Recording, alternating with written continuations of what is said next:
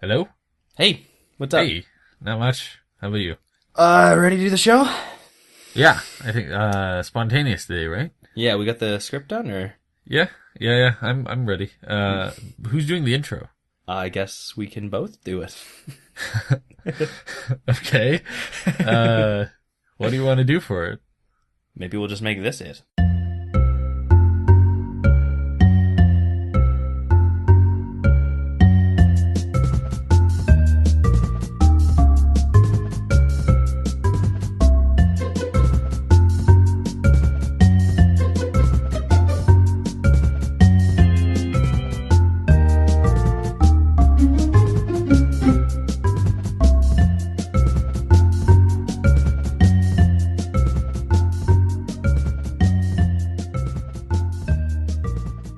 Hello and welcome. You're listening to the Mind the Gap audio podcast, bridging the gap between your minds and everything else.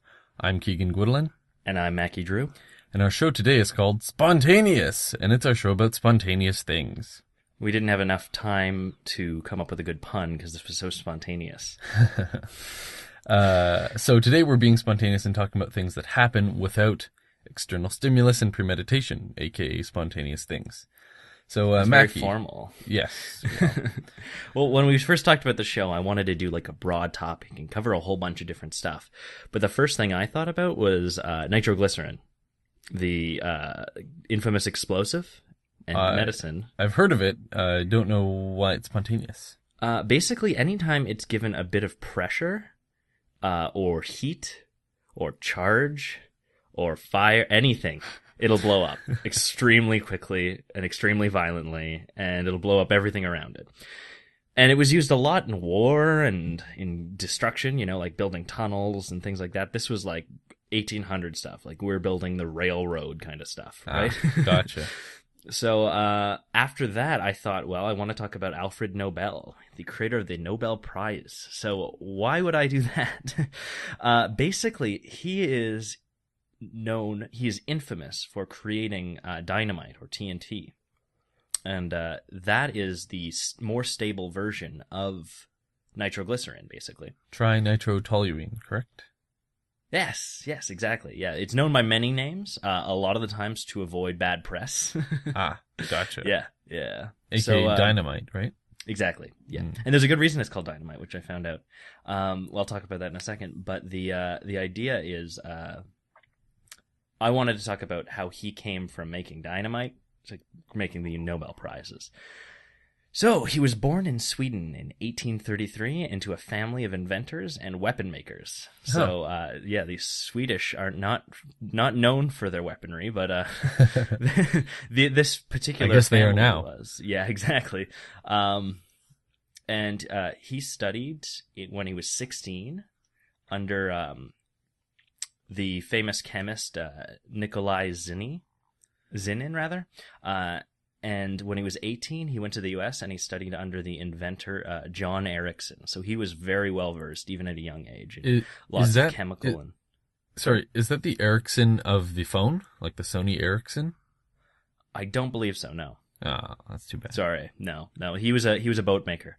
Oh, that's unfortunate. Mechanical boats, cool boats, not lame boats. All right. But yeah, his family was a big nitroglycerin producer, and during their production, their whole factory was destroyed twice. Not just once, but twice. They rebuilt it, and after a smaller incident with just a few workers and Alfred Nobel's brother, his brother died from the explosion. So he was very concerned all of a sudden about the safety of producing nitroglycerin. So he decided that he was going to mix in diatomaceous earth. Basically, what's diatomaceous? Oh, it's basically earth that's laden with diatoms. So little Microbes. they're little sea creatures, little microbes, little protists that are they got a lot of calcium on their outside. They're very absorbent. So diatomaceous earth is a key factor in fertilizer as well as chalk. Chalk is often made out of diatomaceous earth, but he decided he would throw some of the nitroglycerin in that and seal it. And that made it really like much more resistant to blowing up randomly. So basically he soaked it up, and the diatomaceous earth would act as like a cushion. So no particular piece of nitroglycerin was going to be activated at any one time. Right. And when he mastered the dynamite, he became an instant success. Nobody wanted the nitroglycerin anymore because, well, it would kill them more likely than not. Yeah. And interestingly enough, later, when like in 1896, when he was having heart troubles, he was prescribed nitroglycerin because it's actually also a medicine. So he said, "Isn't it the irony of fate that I've been prescribed nitroglycerin to be taken internally? They call it tritinin. Trinitrin. I can't say that word. Do you want to take a go? Trinitrin. Trinitrin, got it. All right. Or it's probably trinitrin, actually. Oh, yeah, that makes sense. Okay. Yeah. Oh, wow. All right, well, we butchered that. Yes. But we'll just edit that out. Yes, exactly. No, we're not. But yeah, so after all that, he became a success. He was rich. He was well known for creating this horrible explosive. But in 1888, Alfred's brother Ludwig died, and a French newspaper accidentally published Alfred's obituary instead of Ludwig's. And it condemned him for the invention of dynamite, reading, "The merchant of death is dead." And it continued to say, "Dr. Alfred Nobel, who became rich by finding ways to kill people more faster," that's exactly how it was said, "than ever before, died yesterday." So they actually they kind of woke him up. He was really concerned with his legacy after that point, because even though he hadn't died, they said that he had, and he was very concerned that it's like visiting your own funeral. Exactly, and nobody had anything nice to say, so he was concerned. So he decided that he was going to create a set of prizes for bettering the world. So on November 27th, 1895, he signed away 94% of his assets in his will to form the Nobel Prizes. There were 4 prizes initially, one in chemistry, one in literature, one in physics, and another in peace, the Nobel Peace Prize. Of course. Etc. So these were based on his interests. They weren't like he was going through and deciding which ones are the best for the world. But these are the things he was highly just subjective. In. Exactly, yeah. So they have added since the prize for physiology or medicine and economic sciences. I feel like there's way more than 6, but I guess no, actually, there's some that might be considered Nobel Prizes because other members of the extended members of the family have endorsed prizes, but they're not technically Nobel Prizes. Huh. Yeah, so but yeah, right now it's like the pinnacle, that's the pinnacle academic achievement. Of course. Even though it's not taken necessarily as highly as some, like being published more, for instance, but a Nobel Prize will bring you places, Mm-hmm. But there is actually a myth associated with the Nobel Prizes, which is interesting, that he didn't make a prize for math.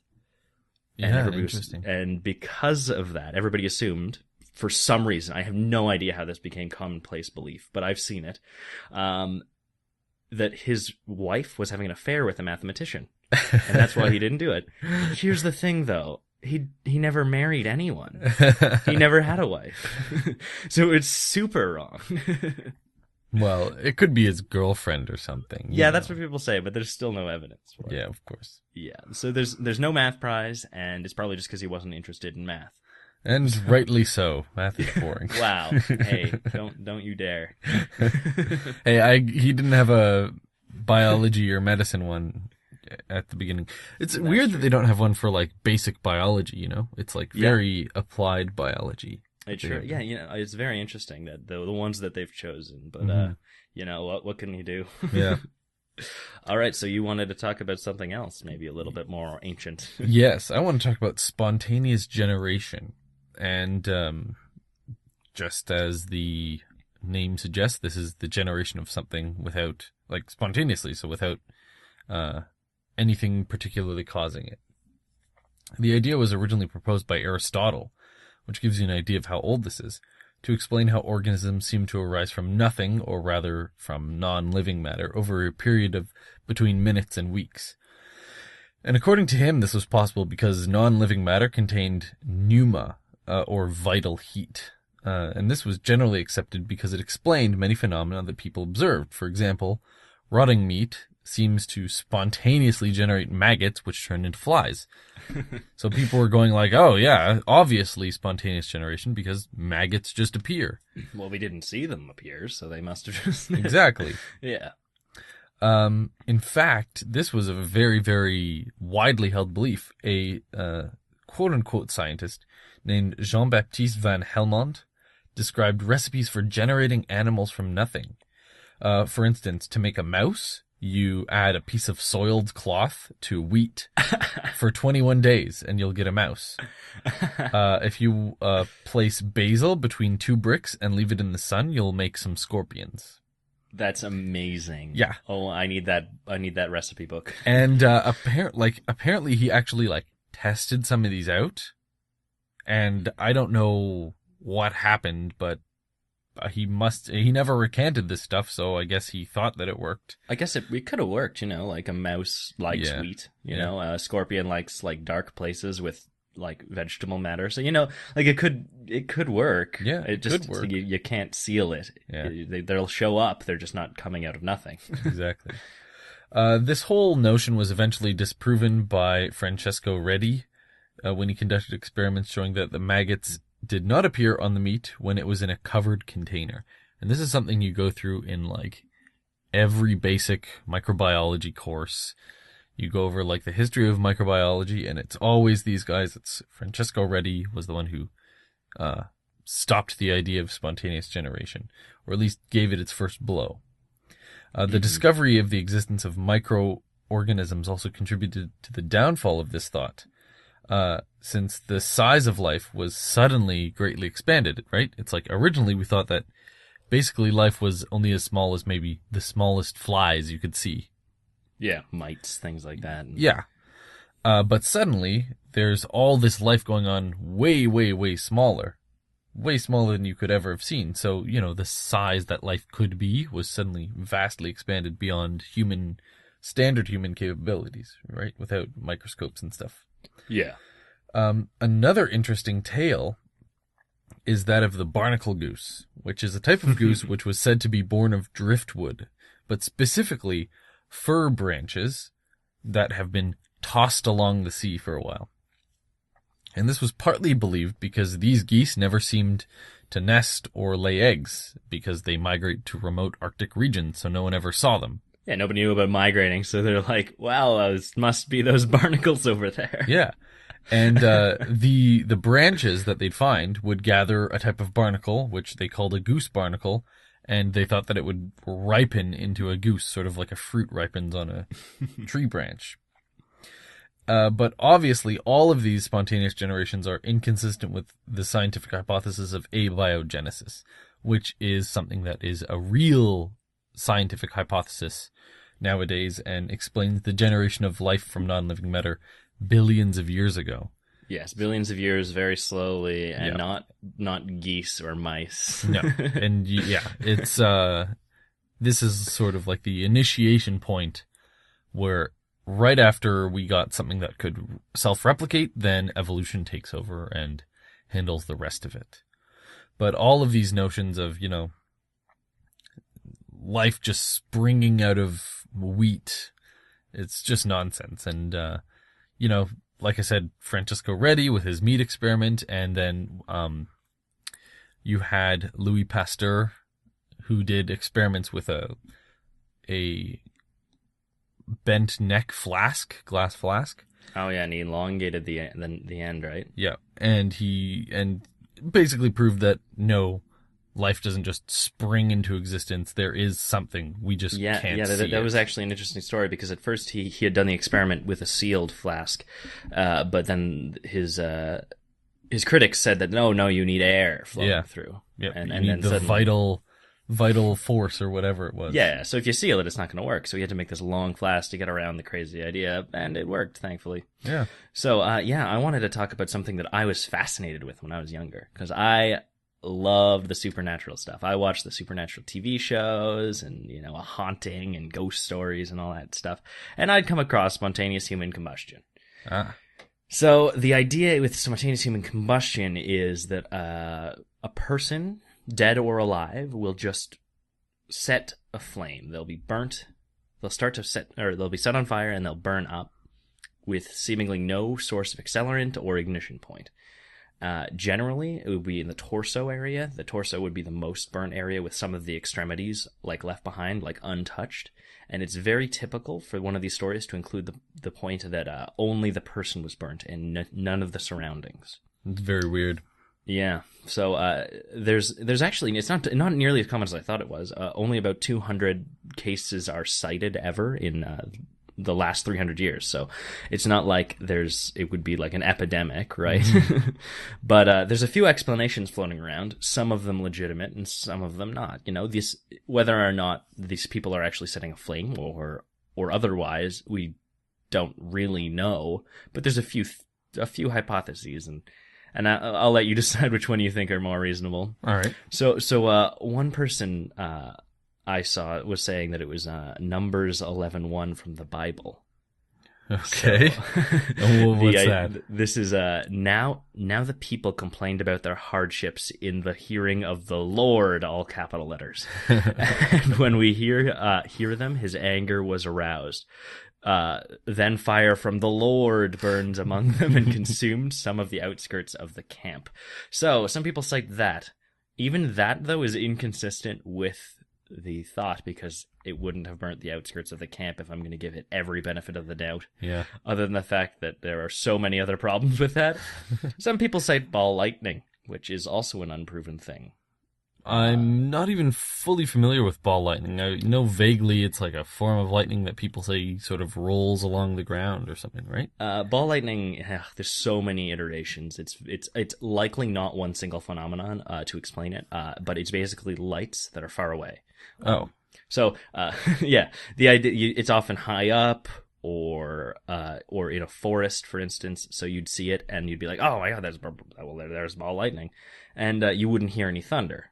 And what it usually is lightning that's far enough away where it looks small enough that it looks like a ball, but you don't hear the thunder. That's the general explanation. There are a few other things, but yeah, ball lightning's not really even a phenomenon on its own, and it's being used to explain this also. Like ball lightning's gonna suddenly appear right on your stomach and it can burn you up. Yeah, it would be weird because you never see instances of that happening anywhere else, right? You never see like a room with no one in it that just had a ball lightning roll in. Yeah. So the thing is, the people who tend to have a lot of these cases tend to have very similar attributes. People tend to be alone. They tend to have very obese. They also tend to be low mobility, like they're handicapped in some way that stops them from moving very much. And it also usually appears that they were alive when the fire started, but they didn't struggle very much. So this is where the next one comes in. The next, what I've labeled a woo explanation, where it's not really legitimate. There's no good evidence for it. And the idea is that gamma rays and cosmic rays react with the alcohol in a drunk person and then cause that to start a spark. There's no physical way that should happen. This doesn't make any sense, but this is something people have proposed, not knowing physics. Yeah, so some real explanations, though. Likely, people are just mistaken with the circumstances. They brush up against a candle, for instance. Right. They may be intoxicated, they faint, they fall asleep, and they burn. Mm-hmm. They maybe they're in shock. They can't move because they're in shock because they're burning alive. Yeah. And that's really what the point is about the ignition. What's causing them to ignite. And I think that's a big part of it, but not all. For instance, cigarettes cause 1/4 of fire-related deaths in the U.S. Mm-hmm.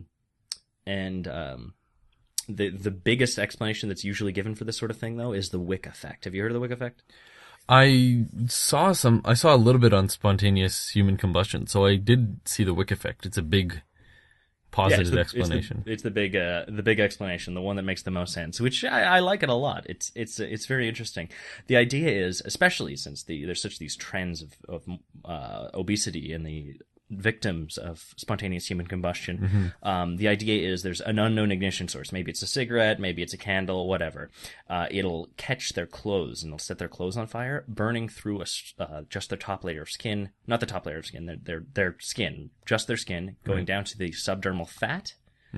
And basically will melt the fat. The fat will be wicked up into the clothing, and it'll basically make a human candle. So you burn away all this fat, and the person's torso burns up where all the fat is, and the extremities are left on their own, just as the incidents report. So that would explain it, because if they were laying down, which low mobility people generally are, the fire would burn up. Right. I'm not sure what the explanation alternatively would be, what people are trying to get at. Why would there be just a fire on the one person and not around the room? Fire will spread regardless of how it was ignited, whether it was spontaneous or whatnot. But it's not uncommon for a person to burn in the middle and not outside. They've actually reproduced these effects with a pig, but they were dead pigs, so take that with what you will. But yeah, kind of cool. Explains spontaneous human combustion. I haven't heard much about spontaneous human combustion lately, but we did do the spontaneous episode, so it was right on cue, right? Of course. But yeah, I also wanted to talk about randomness. So a lot of people say, "Oh my God, that was so random," when really what they mean is that wasn't very random at all. We were talking about something, and then we had an idea very related to it. Randomness is very diluted in our dialogue, and so too is it in our science, actually. The way we do randomness right now is not very good. So sometimes you want randomness. For instance, in a computer program, like one where you roll dice, or for simulations, things like that. Or for if you're doing a clinical trial and you're assigning people into a group, or one of several groups, you want to flip a coin or roll a die or something like that. Exactly. It's very important that you get true randomness. Right. But many of the ways we do it aren't true randomness. And the idea of true randomness is the definition is characterized a process of selection in which each item of a set has an equal probability of being chosen. Right. So it might mean you get if you're picking a number between 1 and 10, you may get the number 2 10,000 times in a row. More than likely you won't, but it's possible. Right. So every it's just single that they had an equal probability of being any of the 10 numbers. Exactly. Yes. Right. So you can have groupings, but it's the idea is that the first, or that any other set in the group, or any other number in the set, is not informing any other number. Right. Yeah. So the way we do randomness now is with computers, right? That's really all you can do. Right. Because that's the only thing that can produce random noise. So the idea is, right now, it's really terrible. It's called pseudo-randomness. The old way we do this is actually way worse than what we do now. But pseudo-randomness basically means that the computer looks through a selection of pre-written numbers, and then when you ask for a number, it stops and it reads you that one. Aha. So it's actually like an ordered set that will never change the order, and it will continue to go through those, right? So it's maybe a long set, but it produces like quick things, right? It's very quick, and that's the key point for a lot of programs. Yeah, what I heard is that at least maybe they used to, they don't anymore, is that they use pi. They use the digits of pi, and they just have the computer tick through 3.14159, blah, blah, blah. Yeah, but they would be pre-written because the processing speed of that would be obviously. Yeah. So they have it written and then they just take one of those. Absolutely. So the idea is you need to create a seed. A random seed is like a place to start, in the list. Plug it into an equation or something like that. Yeah, it's like adding an extra layer of security, so nobody can easily deduce, like, oh, we had this number, then this number. Okay, we're likely in this position in the list and able to predict the next values that come up. Right. Because that could be a serious security risk, for instance. But so you introduce a seed. So that's when you use, say, the time. So the time is however many seconds since 1970. That's how computers do time. And you enter that as the seed, and then all the numbers after that will always be the same in terms of randomness. So it's sort of like a prompted random numbers. we can't really do random numbers in computers because everything is accounted for. All of the numbers are particular, and they've assigned addresses and bits, and everything's not working properly. The computer has crashed. So if you have any kind of disorder, you're not really going to be having a working computer. So we had to find ways around it. And we have. There's a couple ways you can do it. You can actually get a card for your computer, like a graphics card. Yeah. And you insert that into a slot, and that card, all that does is it creates random numbers. So it can hardly seems worth it. Well, it depends on what you're doing, right? So Yeah. I thought about it one time. I had an extra slot in my computer. I was like, well, I mean, should I have really, truly random numbers? That could be fun. It wouldn't have been. That would have been a bad choice. But yes, it can use several different things. There's some worse ones, like it uses temperature or volume and those random fluctuations. It'll use algorithms to try to like smooth out that data and make randomness. Or there's one that actually uses quantum mechanics to account for randomness. So that's basically the go-to at this point. And there's actually a company that offers a service where they'll provide you with, for a certain fee, they provide you with a reading from the background radiation of the universe. Oh, So nice. the thing is, it's still not random.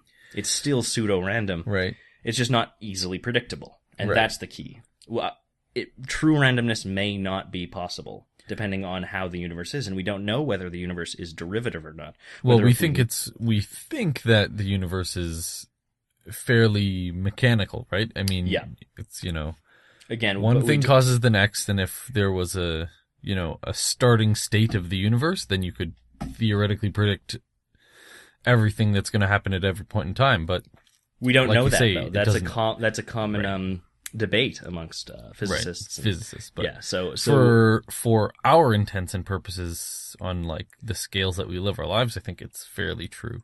exactly. Any stream of information that's not easily predictable, something that's coming in from space, for instance, would be very ideal for randomness. But other than that, you can't really So maybe do randomness. So maybe randomness is just sort of a human construction.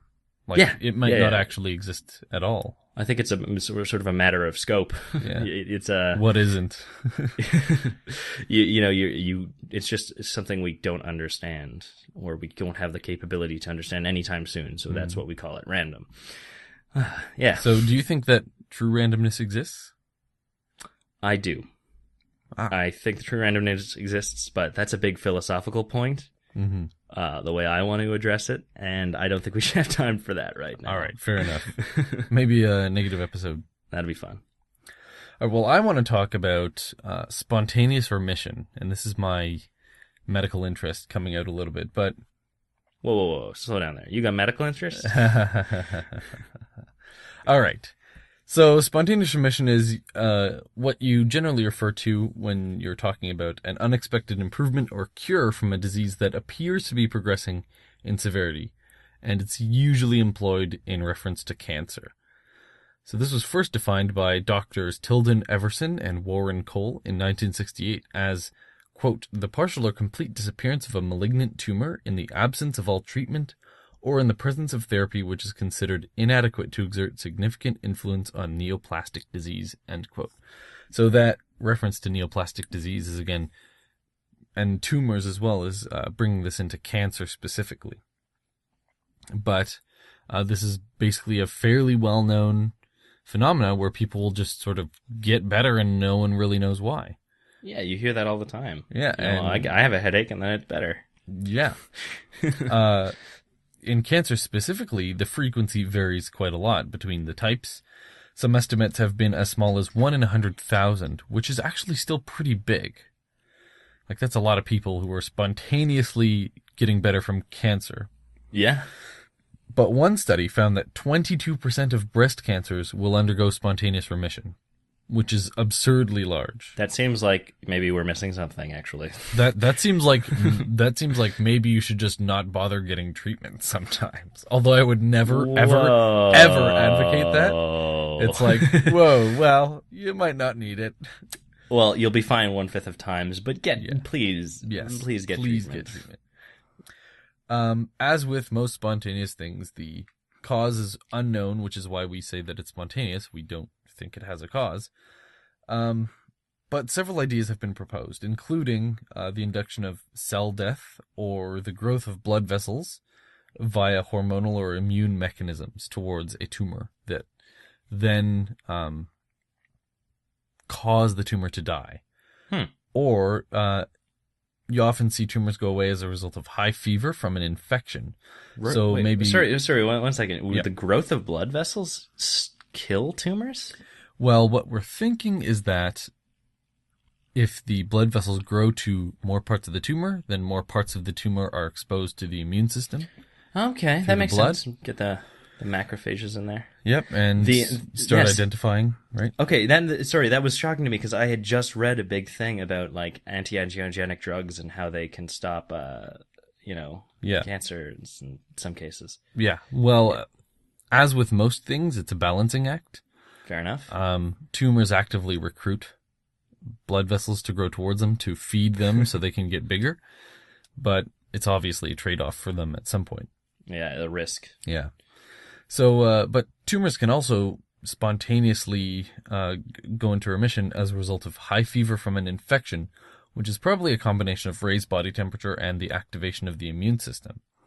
And this was actually noted far, far back, and it was an archaic treatment for cancer in which doctors would infect their patients with bacteria that cause something like syphilis or gangrene.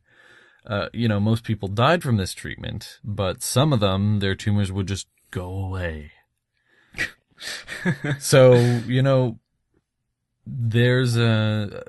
it's a fairly well-known phenomenon medically that infection with certain bacteria can result in spontaneous remission of certain cancers. When you're talking about other diseases, we're kind of clueless. So, Yeah, well, it's even with that, that's such a risk. Yeah, of course. You wouldn't want to rely on this at all. Yeah. However, obviously there's a big woo component to spontaneous remission.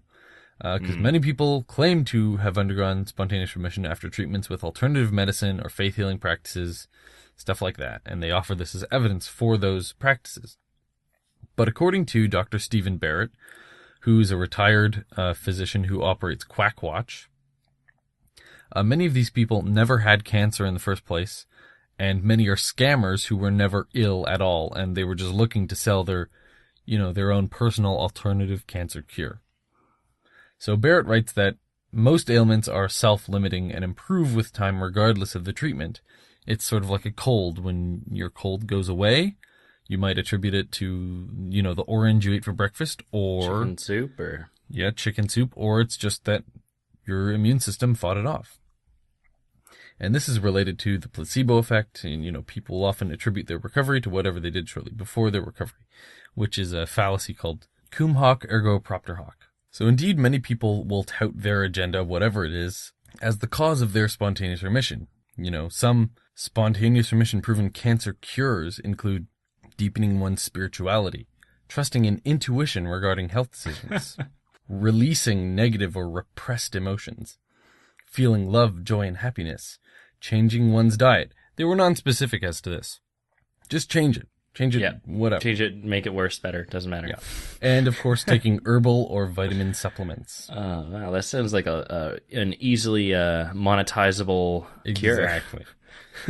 So, overall, spontaneous remission really seems to be an umbrella term for the remission of a disease without a known cause. And in medicine, you refer to something that's an unknown cause as idiopathic. So I want to start saying idiopathic remission as opposed to spontaneous remission. That's actually a really good point. I think we need to stress the point here about the ad hoc ergo propter hoc. The idea that just because it happened after you did something doesn't mean that's the thing that did it. Mm-hmm. You run into that a lot. And then people don't, even when you explain why that might be flawed, people will still go with that reasoning. Of course. And it really gets to me because you can find people it's who all are like, superstition-y, right? Yeah, like I'll have people who come to me and they're like, well, yeah, my chiropractor cured my cancer because I was going to a chiropractor and getting chemo. Like, are you sure? Are you sure your chiropractor did that? So There's that. Yeah, things like that really get to me, and that was maybe a throwback to last episode, no, 2 episodes ago now, the all natural. Ah, yes. Yes, indeed. Yeah, and so basically I just like, I want to stop making the knowledge claim, nothing caused it, and start saying, well, we don't know. We don't know the cause. All right, I'm with you there. Idiopathic remission. All right, solid. Well, with that, I think let's move on to our game section. Sounds good to me.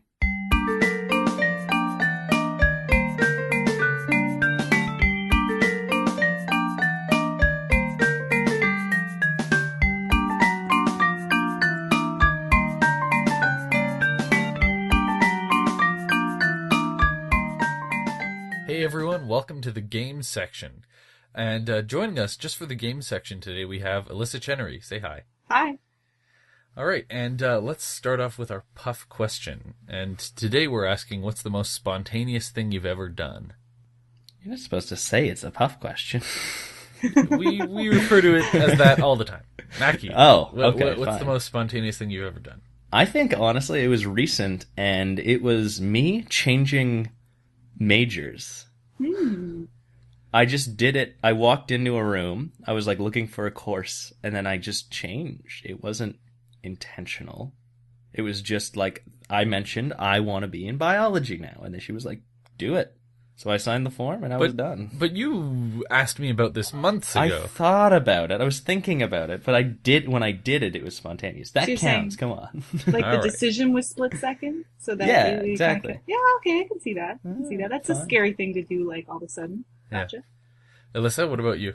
I think the most spontaneous thing I ever did is something that my parents did that was spontaneous, because a few years ago, they just like came home with a trailer. And I was like, oh, what's that? And they're like, we're going on a trip to PEI. Do you want to come? And I'm like, okay. So then, like, the next day, we left on, like, a 2-week trip, driving all the way out to PEI and back. How did you manage? You had nothing to do for 2 weeks. I was still in high school, and it was, like, the March break or something, and then we just didn't get back in time for, I don't know, my parents are really spontaneous. That's funny. They're like, oh, don't worry about it. We'll call in. Huh. Okay. Yeah, no, it was fun. We have like really distant relatives in Nova Scotia, so I met them. It's cool. That's cool. Yeah.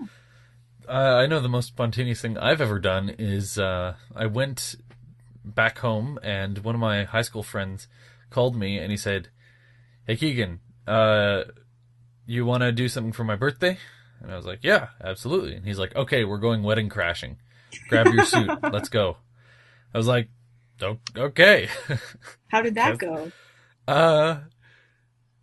It was okay. The thing is, like, you put on the suit, and then you just show up to, like, a banquet hall, and there's, like, a bunch of halls, and you just sort of hope that you're not part of an ethnic group that is clearly not the ethnic group of any of the families that are getting married. So you have to like scope out the bride and groom first? Exactly. Like how similar to me do they look? And we didn't fit into any of them at all. So it was like sketchy. We kind of slipped in, got a few drinks from like the open bar. And oh, really? Then, you managed to pull it off that much? I'm impressed. And then the staff started getting suspicious and like following us around. So we. Well, if you're jumping from hall to hall. Yeah, I know. Yeah, I was invited to every wedding here. But yeah, we had to do it to avoid suspicion and stuff. So eventually we just hightailed it out of there. But that's the most spontaneous thing I've ever done. That's crazy. I like it. All right, let's move on to our 5-minute challenge. So the 5-minute challenge every week, either Mackie or I challenges the other to research as much about a topic as possible in 5 minutes only, and then explain it on air. And so last week, I challenged Mackie to learn as much as possible about unusual numbers. And this is a topic that I just sort of saw on a random Wikipedia page search, and I thought it was interesting. And I didn't know how uncomfortable I'd be with it. So hopefully Mackie did a better job than I did. What do you got? Yeah, it's basically just a classification of numbers when they're a natural number. So, like something that's not negative, not zero, but a positive integer that is largest prime factor is a greater than its square root. So, of the number. So, It's just a Explain simple all of classification. those words. What? No, that was simple. Come on. Sorry. I'm not a math I used to be a person, math I think I major. even got that. So 102 is an unnatural number because its greatest prime factor is 17. No, it is a natural number. It's an unusual number. Oh, sorry. Yeah, unusual. Sorry. Because its greatest prime factor is 17, which is greater than the square root of 102, which is 11. Oh, okay. Yeah, no, that makes sense. Yeah. All right, well, those are terribly not useful at all. Exactly. I Yeah. tried to find like uses for them and stuff. I was like, no one. All prime numbers are unusual too. Yeah. K smooth numbers are prime factors less than or equal to n. So that's like the opposite, the inverted version. Okay. Anyway. All right. You challenging me? Yes, I am going to challenge you to learn as much as you can in 5 minutes about the invention of the tripod. oh, Okay. Okay. Cool. that sounds good. All right. Well, let's move on to our quiz. And I've got a quiz this week, and this is the reason I wanted Alyssa to come on, because I think, Mackie, you'll suck really bad at this. well, look who's talking. 1 out of 5 from last week. Yes. Alyssa, being an English major, hopefully she can help you. I hope I don't embarrass my major. Yeah. So the definition of spontaneous is performed or occurring without premeditation or external stimulus. Or of a person having a natural and uninhibited manner. So what this is a synonym quiz. Because the word spontaneous has a lot of meanings and connotations, a greater and apart from the dictionary definition. Today I'll test your familiarity with these connotations by describing a synonym to spontaneous. I'll give the definition to you and the connotations associated, and you have to think of the synonym for spontaneous that I'm referring to. Okay. Okay? Yeah. So, number 1. A free-form musical composition without forethought, as if prompted by the spirit of the moment, usually for a solo instrument like piano. Hey, Keegan, I bet you'd know this. Yeah. I see the quiz is actually skewed in your favor, Keegan. Just on the first question. Okay. All right. I don't well, think I I know. give up. What is it? You Yeah. give? Uh-huh. Impromptu. Oh. As in the numerous compositions by Chopin, Fauré, Schumann, and Sibelius, and many other famous composers. The most famous is the Fantasy Impromptu. Okay. Oh. Have you heard of this term before? Nope. I've heard of the term, never heard it related to music. Not in its Oh. use like that, no. Okay. Number 2. When you do something ungraciously or offensively nonchalantly without forethought, originally in reference to the fact that the ends of men's shirt sleeves were detachable and disposable and used as notepads from which one might read this comment. That's pretty funny. I had no idea. I don't know. So, can you say the definition one more time? Yeah. When you do something ungraciously or offensively nonchalantly without forethought, originally in reference to the fact that the ends of men's shirt sleeves were detachable and disposable and used as notepads from which one might read this comment. To like disregard something? Nope. But that's close, isn't it? So when you're doing something ungraciously or offensively nonchalantly, you're doing it irregardlessly. Don't say that word. I like that word. Leave it alone. Think of the reference to the men's shirt sleeves. Off the cuff. Off the cuff. I got it. There we I go. had no idea. That's clever. Yeah. It's actually really interesting looking up the etymology of that phrase. And yeah, it meant that people used to write notes on their cuff, which was detachable, and then they would say something off the cuff. They'd read it off the cuff. Oh, That's I so see. funny. I want detachable cuffs. Yeah. Number 3. The tendency to act on a whim without consideration of consequences, comprised of acting without appropriate deliberation and choosing short-term over long-term gains. Whimsical? Nope. Remember, this is Good like guess, a synonym for spontaneous. So you could replace spontaneous with this word, and it would work. Okay. It's usually when you're describing a person. They're impulsive. They are impulsive. Jesus, Oh, you're there right. we I'm not go. very good at this. All right. Number 4, speaking directly, frankly, and quickly without thinking about possible effects, alluding to the high speed, low accuracy of this particular firearm maneuver. Well, what comes to mind is being rude, but I don't think that has anything to do with firearms. Nope.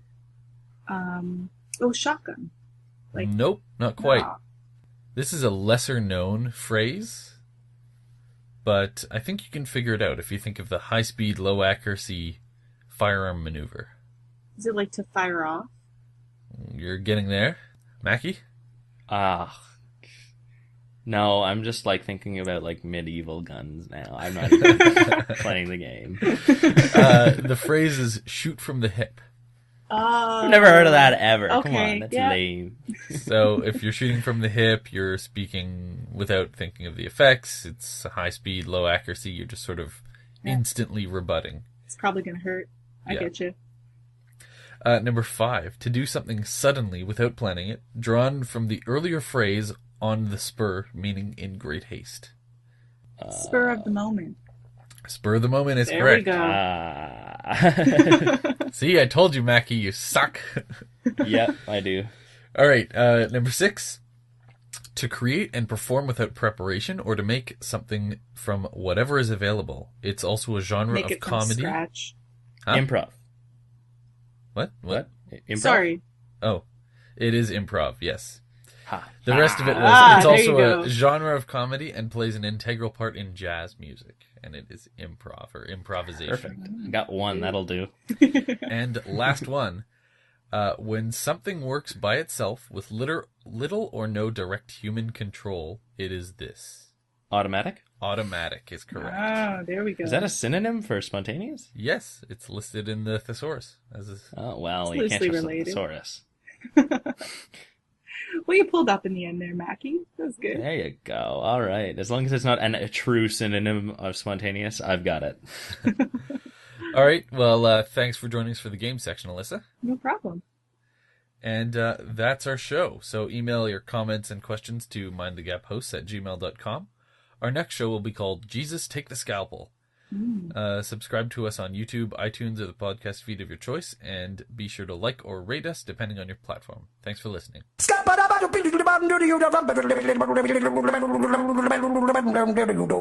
I'm a scat man.